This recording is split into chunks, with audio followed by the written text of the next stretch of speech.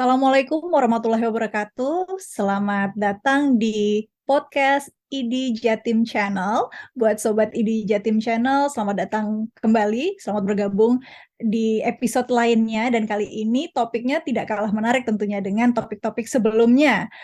Dan rasanya tidak khusus untuk lansia aja ya kalau kita ini ngomongin soal osteoartritis, tapi kita pastikan deh sama narasumbernya mungkin sudah pada kenal ya dengan Dr. Marta Kurnia, spesialis kedokteran fisik dan rehabilitasi. Bener ya?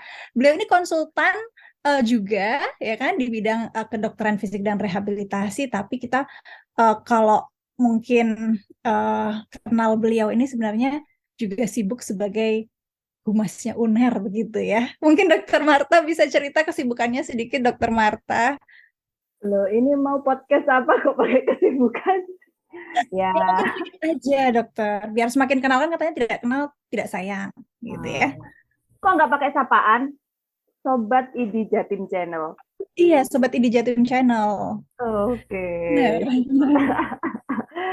Ya, ya mungkin hampir sama yang diceritakan oleh Dokter Mia ya, Dokter Brihastami Sawitri ini nama panggungnya Dokter Mia nih. Ini beliau juga keren. Nah, saya memang di kedokteran fisik dan rehabilitasi atau mungkin lebih banyak mengenalnya dokter rehabilitasi medik ya. Nah, itu memang orang pasti juga banyak bertanya apa sih yang dikerjakan dokter rehabilitasi medik itu. Banyak orang yang masih belum tahu terkait rehabilitasi medik ini sendiri. Nanti mungkin atau sudah ya mungkin sesi terkait rehabilitasi medik itu juga ada ternyata atau kalau belum ya bisa dilakukan. Kalau yang tadi satunya Mas Uner ya iya, tapi Dosen juga mungkin ya. dosen iya. Apalagi Banyak ya, praktisi ibu yang jelas. Dan sekarang ini beliau kita impor dari Jepang loh, Sobat IDI Jatim. enggak kebetulan. Ya. Jadi gimana nih dokternya kita kembali aja yuk ke laptop. Ya, kita topiknya kan tadi soal osteoartritis ya, Dokter Marta ya. Kalau sebenarnya tadi biasanya osteoartritis itu kalau kita pasti, wah ini topiknya tentang lansia. Benarkah seperti itu, Dokter Marta? Nah, ini mungkin ya bisa dikaitkan dengan itu karena memang kalau kriteria dari ACRM itu dianggap osteoartritis itu kalau usianya sudah di atas 50 tahun. Nah, kalau lansia itu kan sebenarnya di atas 65 tahun ya. Nah, jadi kalau 50 itu sebenarnya belum masuk lansia, tapi mungkin sudah ada yang merasa lansia. Nah, jadi memang penyakit osteoartritis ini kan pada dasarnya adalah penyakit degeneratif. Penyakit degeneratif itu memang yang datang di usia yang sudah lanjut. Nah, seperti itu. Dan rata-rata di usia 50-an itu. Baik, jelas sekali penjelasannya, Dokter Marta. Nah, apakah kalau ada keluhan sendi gitu ya, orang langsung, wah ini OA nih, osteoartritis. Padahal mungkin ada gejala-gejala lainnya ya dok ya, yang terkait sendi itu. Mungkin ada uh, apa khasnya atau yang tertentu yang mengarah kepada osteoartritis dibandingkan keluhan sendi lainnya dok. Ya, jadi osteoartritis ini, nah osteoartritis itu sebenarnya orang yang taunya kan osteoartritis biasanya pada lutut ya.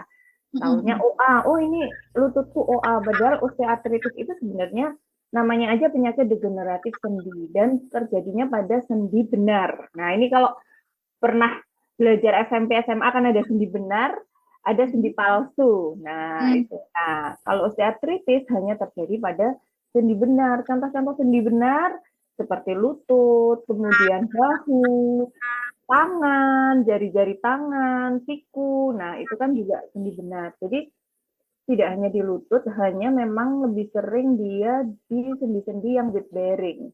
Nah, lutut ini kan yang paling banyak menerima beban ya, beban tubuh ya, tapi bukan beban kehidupan. Kalau beban hidup nanti ke saya ya dok ya. Nah, iya, kalau baru kalau beban kehidupan nanti pindah nanti ke dokter Mia. Nah, jadi karena itu akhirnya yang paling sering ditemui itu memang osteoartritis lutut. Nah, untuk gejalanya benar. Tidak semua nyeri kalau misalnya, aduh lututku nyeri, itu selalu osteoartritis karena ya ada kriteria-kriteria yang lain. Jadi yang utama ada juga diikuti oleh kaku biasanya. Jadi kaku saat bangun tidur. Nah, itu kadang kaku dan nyeri, nggak bisa digerakkan, tapi sekitar tidak sampai 30 menit, mungkin 5-10 menit, kalau agak dipanasi sudah mulai bisa. Ini dok, biasanya saya bangun tidur kaku nih dok, tapi kalau sudah dibuat jalan sedikit, 10 menit sudah hilang kakunya dan nyerinya. Itu khas banget, apalagi kalau usianya sudah 50 tahun. Nah, itu khas banget ke arah osteoartritis. Tapi kalau misalnya nyeri lutut, terus kemudian kaku juga, dan kakunya udah lebih dari 30 menit, dan nyerinya itu juga seperti on off ya, dia kalau kecapean itu akhirnya lebih parah, tingkat nyerinya tinggi dan sebagainya, itu mungkin bisa berpikiran selain osteoartritis. Nah, kalau itu memang ada ahlinya ya, nanti ahli reumatologi. Nah, itu harus diperiksakan ke sana. Itu kalau secara klinis. Jadi kalau orang kan memang gitu. Nah, itu sering-sering orang difoto, ya kan dokternya. Habis, ini aku fotokan sendiri. Orang pinter-pinter kok sekarang gitu. Datanglah ke mana? Ke laboratorium. Mereka datang ke laboratorium, kemudian saya minta foto lutut. Nah, seperti itu. Nah, sering kan ada di situ, kadang memang mungkin dibaca kesimpulannya aja ya, osteoartritis lutut. Nah, seperti itu. Satu lagi dokternya, osteoartritis bukan osteoporosis. Sering sekali orang salah paham. Jadi dipikir ini nanti kita bisa ini ya dok, patah, bisa ini. Bukan, karena ini osteoartritis, jadi mengenanya di sendi. Kalau osteoporosis memang di tulangnya. Nah, sepertinya kalau osteoartritis ini banyak ya, tadi dokter Marta sudah menyebutkan bisa ke dokter ahli reumatologi gitu ya. Kemudian untuk latihannya mungkin lebih kepada dokter tadi rehabilitasi medik atau kedokteran fisik dan rehabilitasi. Nah, kalau memang sudah terdiagnosis dengan osteoartritis, biasanya apa saja sih dok yang bisa dilakukan oleh penderitanya atau pasiennya? Jadi kita langsung kalau sudah terdiagnosis ya, tidak pencegahan dulu ya dok. Oh boleh. Ada bisa, mungkin kan tadi biasanya ada ini ya dok ya, tadi kan degeneratif. Nah mungkin apa ada upayanya dok yang misalnya bisa memperlambat atau mencegah begitu ya dok ya terjadinya? Ya, benar-benar. Jadi karena memang osteoartritis ini kan penyebabnya itu sebenarnya dibagi jadi dua besar. Mungkin hampir sama dengan disease yang lain ya. Jadi faktor yang tidak dapat dimodifikasi dan faktor yang dapat dimodifikasi. Nah, kalau yang tidak dapat dimodifikasi seperti usia tadi, nggak mungkin kan. Jadi beberapa pasien juga gitu. Dok, ini bisa sembuh nggak? Nah, mungkin nanti juga gitu. Apakah osteoartritis bisa sembuh? Nah, itu karena ini mengandung memang ada gangguan di sendinya, faktor penyakit degenerasi ya agak sulit kalau sembuh. Jadi saya bilang bisa kalau usianya 17 tahun. Ibu bisa nggak usianya 17 tahun? Wah, ya nggak bisa dok. Nah, ya sudah Bu, ini berarti ya osteoartritisnya ikut. Nah, jadi usia, jenis kelamin memang kebetulan banyak pada perempuan daripada laki. Kemudian lokasi sendi. Lokasi sendi tadi seperti itu yang banyak weight bearing. Nah, weight bearing pun ini beda ya. Misalnya para pekerja pabrik misalnya yang banyak menggunakan tangan. Nah, itu bisa juga lebih cepat terkena osteoartritisnya pada tangan. Nah, bukan pada lutut karena dia posisinya kan duduk tapi tangannya. Nah, itu juga excessive movement. Jadi pergerakan yang berlebihan dan terus-menerus seperti itu. Nah, itu faktor-faktor yang dapat dimodifikasi itu seperti itu. Jadi termasuk yang excessive movement. Jadi kalau merasa sudah pergerakannya terlalu berlebihan di sendi itu ya harus mulai dikurangi. Misalnya kalau yang lutut, naik turun tangga.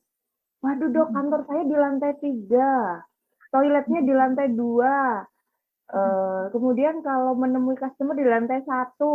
Nah, jadi itu kan harus naik turun tangga. Nah, itu mungkin bisa dibicarakan dengan pihak kantor atau rumah juga gitu. Mungkin kalau sudah mulai ada keluhan-keluhan yang mengarah ke osteoartritis ya tidurnya kamarnya coba di bawah, misalnya kan seperti itu. Kemudian yang banyak nih, obesitas atau overweight. Nah, itu. Jadi salah satu makanya kadang kita juga pasti, Ibu kira-kira berat badannya berapa, Bapak berat badannya berapa. Yuk, selain kita juga latihan, kemudian melakukan terapi rehab, modalitas juga, mari kita bersama-sama mencoba mengurangi berat badan. Nah, seperti itu dokternya. Jadi pencegahannya ya itu tadi, kalau misalnya yang suka naik turun tangga mungkin harus sudah mulai diatur ritmenya. Jadi kalau misalnya mau ke lantai 3, apa saja yang mau dilakukan, nggak naik turun, tuh ini apa, naik lagi turun lagi, nah seperti itu. Jadi kemudian dilakukan stretching, latihan juga bisa. Jadi latihan yang bagus itu salah satunya berenang, bersepeda. Nah, itu Tidak juga terlalu bisa. membebani ya itu ya, kalau dengan Ya, sepeda ya. karena kalau berenang kan dia di air tuh. Nah, itu adalah mengurangi gravitasi. Nah, salah satunya juga. Nah, itu bisa pencegahan dan juga saat setelah didiagnosis tadi kan dokternya, kemudian terapi latihannya apa setelah didiagnosis, itu juga adalah salah satu yang kita anjurkan. Selain juga latihan penguatan dari otot-otot yang menopang lutut. Jadi otot paha ini terutama. Saya punya Jadi videonya sih oke. sebenarnya. Buat supaya ini ya, supaya lebih jelas lagi ya, mungkin nanti juga bisa diputar di akhir acara begitu ya, Dokter Marta ya, Nah, supaya ini lebih. masalahnya. Di mana videonya? Baiklah, PR buat Dokter Marta ya berarti ya, harus undang Dapat lagi PR. berarti. Nah, jadi latihannya sebenarnya mudah. Misalnya dengan posisi duduk, coba dibayangkan posisi duduk, kan kaki itu dilipat 90 derajat kan kalau duduk yang benar. Nah, Ya. lututnya diluruskan. Harus dalam posisi diangkat, lutut diluruskan dalam posisi lurus. Coba dokter Nia kira-kira bisa kan ya. Nah, Ya. itu ditahan 10 detik. Nah, ditahan 10 hitungan lah biasanya. 1, 2, 3, 4, 5, 6, sampai 10 sudah diletakkan lagi. Kemudian lagi diangkat lagi, diluruskan, diangkat dan diluruskan. Nah, sederhana kan sebenarnya ya. Bisa Jadi semua lah. bisa bergantian ya untuk yang lutut nih, sendi lutut ya Dokter Marta ya, tapi tadi juga ada yang bahu dan lainnya. Prinsipnya mungkin sama begitu ya Dokter Marta, mungkin atau ada Ya, lagi. sama. Jadi penguatan di otot-otot yang menstabilkan dari sendi-sendi itu, seperti itu. Jadi kalau bahu kan, sendi bahu ini kan otot-ototnya ini nih ada. Nah, posisinya seperti apa? Kan ada yang begini. Nah, ini juga dikuatkan. Misalnya lengannya diangkat, ditahan 10 detik, 10 hitungan diletakkan, kayak gitu 10 kali setiap hari. Setiap hari. Sehari berapa kali Dokter Marta ini? Ya, 10 kali yang seperti tadi. Kalau Kali sehari cukup. pagi Oh, cukup, kali satu set, sehari, satu set per hari begitu ya. satu Baik. set. Itu untuk yang penguatan juga tetap dilakukan latihan luas gerak sendi. Jadi luas gerak sendi itu kan ya seperti ini, diputar ke depan, ke samping, ya seperti itu. Tapi nggak boleh berlebihan. Iya, iya. Stretching, Apa itu dokter yang terakhir? stretching. Oh, stretching. Nah, itu tetap ya, Dokter Marta ya.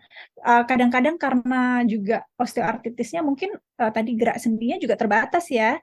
Mungkin Ya, kalau kalau sudah osteoartritis, salah satunya kalau yang sudah grade-nya sudah agak parah, ya ini ada limitasi dari sendinya. jadi mungkin harus berhati-hati ya untuk tidak tadi yang Dokter Marta bilang jangan berlebihan begitu ya, Dokter ya. Seperti itu kan, Dan Dok? harus stretching sebenarnya. Itu fungsinya stretching kalau yang limitasi. Jadi misalnya ditahan, ini digerakkan, misalnya ini sakit nih, ditambah sedikit, ditahan, kemudian ditaruh supaya nggak semakin terbatas gerakannya. Karena biasanya kan sakit akhirnya malah nggak digerakkan kan. Nah, Ya, jangan, jadi malah terbatas tambah sakit lagi. ya, ya, ya, ya. Rasanya mungkin akhirnya tiap orang juga memiliki porsi yang berbeda mungkin ya untuk latihan-latihan ini ya, disesuaikan kasusnya ya Dokter Marta ya. Iya, jadi kita biasanya akan melihat juga gini, misalnya osteoartritis, tidak semuanya sama. Jadi gangguan fungsi apa nih yang paling dominan seperti itu. Misalnya nyerinya terutama datangnya saat apa. Nah, itu juga. Jadi kita harus tahu atau tadi misalnya ada keterbatasan dari gerak sendinya. Ini saya jadi nggak bisa bergerak dengan bebas. Nah, itu. Jadi sesuai dengan gangguan fungsinya nanti untuk terapinya. Oke, baik. Nah, ini tadi kan fokusnya memang pada lutut ya, dokter ya. Tadi dokter Marta bilang, oh kalau misalnya naik turun tangga itu porsinya bisa disesuaikan. Apakah demikian juga kalau misalnya masih muda? Mungkin kan Sobat ID Jatim Channel ini juga banyak yang masih muda, cuma pengen menjaga kesehatannya. Itu gimana, dokter Marta? Menjaga kesehatannya bagaimana nih? Kesehatan lututnya, mungkin apakah memang sejak dari awal untuk naik turun tangga itu perlu diperhatikan? Mungkin lebih beratnya bebannya lebih berat mana sih naik tangga atau turun tangga dan sebagainya seperti itu, dokter Oh Marta. iya, sebenarnya ya namanya aja ini kan penyakit degeneratif ya. Kalau saat usia muda ya enggak ada masalah sih memang. Jadi memang biasanya kalau yang sudah terkena osteoartritis itu saat naik tangga itu memang kita menganjurkan justru yang duluan itu adalah yang lutut yang tidak sakit Betul ya. saat naik. Saat turun yang duluan adalah lutut yang sakit, gitu, seperti itu. Karena kalau naik, wah ini pakai bahasa, kan harus nekuk dulu tuh, nekuk, kemudian bebannya dipindahkan ke kaki yang naikkan. Nah, padahal itu nyeri. Padahal kalau nyeri kan weight bearing dengan tambahan beban, nyerinya pastinya bertambah. Apalagi sendinya juga dia sudah nekuk dulu terus untuk lurus. Jadi bayangkan ya yang Ya, gitulah. ya, ya, ya. Ya, baik. Jadi pokoknya prinsipnya itu tadi ya, kalau misalnya naik tangga, upayakan yang sehat dulu gitu. Kalau yang turun, yang sakit dulu supaya bebannya tidak terlalu membebani yang sakit. Nah, itu tadi. Yang repot kalau dua-duanya ya, Dokter Marta, dua-duanya sudah sakit. Benar. Nah, itu biasanya akan kita lihat juga mana yang lebih tidak sakit. Yang lebih Nah, ini ya. terus ini lagi Dokter Mia. Nah, jadi osteoartritis lutut itu ya memang kita memang tidak bekerja sama dengan berbagai macam bidang ya. Jadi kalau memang apakah butuh terapi farmakologi, jadi dari obat-obatan, apakah memang murni osteoartritis atau ternyata ada yang lain. Nah, itu juga harus tetap kontrol, misalnya ya tadi ke ahli reumatologi atau mungkin ke ortopedi. Nah, seperti itu. Jadi biasanya kan ada, jadi osteoartritis itu sebenarnya juga dua macam, ada yang primer dan ada yang sekunder. Nah, terus tingkat keparahan. Jadi osteoartritis itu juga ada derajat keparahannya, ada grade 1, 2, 3, 4. Biasanya kita pakai yang namanya istilah Kellgren and Lawrence. Nah, seperti itu. Nah, itu juga terapi latihan itu biasanya akan masuk di yang sekitar grade 1, 2, 3 boleh. Tapi kalau sudah 3, 4 memang biasanya akan kita anjurkan apakah tidak perlu dikonsulkan lebih dalam ke dokter spesialis ortopedi, mungkin ada tindakan-tindakan yang lain. Tapi bukan berarti yang grade 3 dan 4 ini bebas latihan. Oh ya sudah, saya nggak usah latihan. Enggak, justru latihan itu harus terus dilakukan supaya itu tadi jangan sampai fungsi yang lain semakin memburuk, turun. Gitu. Selain penguatan tadi melalui latihan, biasanya kalau kita ke polirehab medik ini ya, polirehabilitasi medik ini banyak alat-alat tertentu gitu ya. Mungkin ada juga benefit yang didapatkan, mungkin dari segi nyerinya atau bagaimana Dokter Marta kalau kita datang ke polirehabilitasi medik. Ya, jadi itu termasuk terapi non farmakologi. Jadi ada yang menggunakan modalitas. Nah, itu yang ke polirehab itu kan dipanasi ya, itu kan seperti itu. Itu namanya dilakukan diatermi. Jadi tujuan utama dari itu adalah memang untuk mengurangi nyerinya. Modalitas-modalitas itu terutama adalah untuk mengurangi nyerinya. Nah, harapannya setelah dilakukan terapi modalitas tadi, kemudian diikuti terapi latihan, harapannya juga ada perubahan di kebiasaan atau budaya di rumah. Nah, karena percuma kalau misalnya dilakukan nih terapi modalitas sudah ngoyo ya, sudah rajin, kemudian fisioterapinya juga udah melakukan memandu latihannya, melakukan terapinya di rumah, tetap aja jongkok. Nah, misalnya kayak gitu. Termasuk salah satunya itu jongkok, terus kemudian lari-lari, tetap suka lari, lompat-lompat, tidak menjaga. Jadi namanya kita itu ada namanya konservasi sendi lutut. Nah, itu.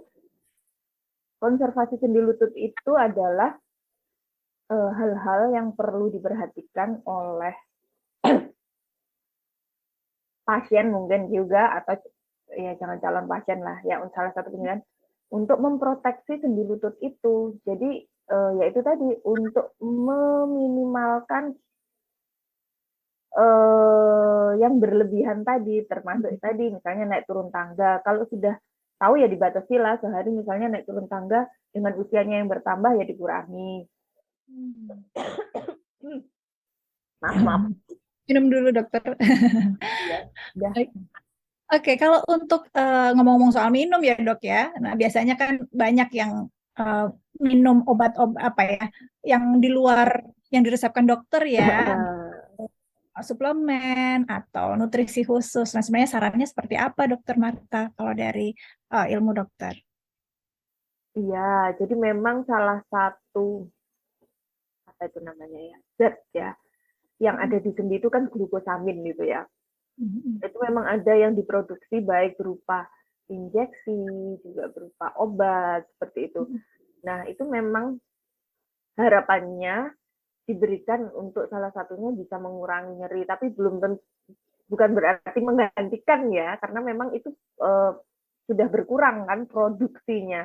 Antara produksinya itu sudah mulai berkurang karena ya faktor usia itu tadi kan, degeneratif. Jadi ya boleh kalau yang tidak sesuai resep dokter, kalau suplemen itu harus benar-benar tahu, tapi ya ini jangan ngawur, benar-benar harus diperhatikan, nanti bukannya malah sembuh, malah akhirnya jadi komplikasi kemana-mana. Nah itu repot itu. Jadi baiknya mungkin dibawa akan atau ditanya ke dokternya yang merawat ya, dipastikan apakah ini aman dan tidak menambah beban dari tubuhnya atau sakitnya tadi ya dokter ya. Iya.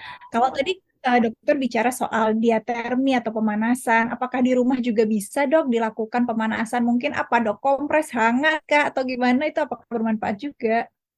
Nah iya, jadi nah ini bedanya. Kalau di rumah kompres hangat itu superficial, jadi hanya di permukaannya biasanya terasa panasnya. Nah kalau diatermi itu dia memang karena pakai menggunakan gelombang elektromagnetik ya, jadi dia memang bisa nembus sampai ke sendi, jadi memang terasa hangat. Nah malah seringkali kalau di rumah, kalau itu nyerinya itu akut, nyerinya akut itu istilahnya mendadak, terus kemudian ternyata kok kelihatan bengkak seperti itu, malah justru yang dianjurkan adalah kompres dingin. Nah, Kompres dingin ini seperti apa dok? Apa air kulkas, air es atau apa ini dok? Ya kalau sekarang mungkin ada bisa ya dibeli yang namanya cold pack itu ya. Kalau nggak ada dok di ini, jangan takut, es batu pasti banyak kan. Ya, jadi es batu itu aja ditaruh di plastik. Kenapa kok ditaruh di plastik buat diminum? Enggak. Biarkan biasanya tetap meleleh. Nanti daripada apa? Semua ya. Semua. Jadi di plastik, kemudian dibungkus sama kayak handuk tipis atau kain tipis dan ditempelkan di area yang nyerinya paling. Jadi misalnya lutut bagian mana yang paling ditaruh di situ, dikompreskan, ditunggu 10 sampai 15 menit. Jangan terlalu lama. Nah, itu boleh diulang kalau masih sakit ya, misalnya itu boleh diulang sekitar bolehlah 3 sampai 4 jam gitu diulang lagi. Kayak gitu sih. Terus jangan lupa latihan penguatannya tadi. Jadi kalau biasanya kalau sudah dikompres es, coba langsung jarak 15 menit berikutnya atau 30 menit latihan, mumpung nyerinya berkurang. Sehingga otot-ototnya yang menstabilkan lututnya itu tetap kuat. Nah, kalau tetap kuat, itu juga bisa salah satu untuk mengurangi nyeri. Sepertinya sudah lengkap sekali selama 30 menit terakhir ini ilmu kita tentang osteoartritis, terutama terkait latihan pada OA di lutut ya. Tadi mungkin bisa dirangkum sedikit lagi dokter, pesan-pesan untuk Sobat ID Jatim Channel yang ada di rumah, terutama tadi terkait perubahan kebiasaan di rumah gitu ya dok ya, supaya semakin melekat. Silakan dokter. Ya, terima kasih Dokter Mia. Jadi yang pertama adalah kalau nyerinya, kalau sudah tahu nih memang osteoartritis ya, kan sudah tahu nyerinya itu datang kapan, hilang kapan, jadi harus bisa diperhatikan. Jadi kalau waktu mengerjakan sesuatu sudah mulai nyeri, artinya memang sudah harus mulai dikurangi. Kemudian hindari untuk konservasi sendi lutut, hindari seperti terlalu sering naik turun tangga, jongkok, jadi posisi jongkok. Kalau kita bilang namanya fleksi lebih dari 90 derajat. Fleksi itu adalah lutut menekuk lebih dari siku-siku. Nah, itu harus dihindari.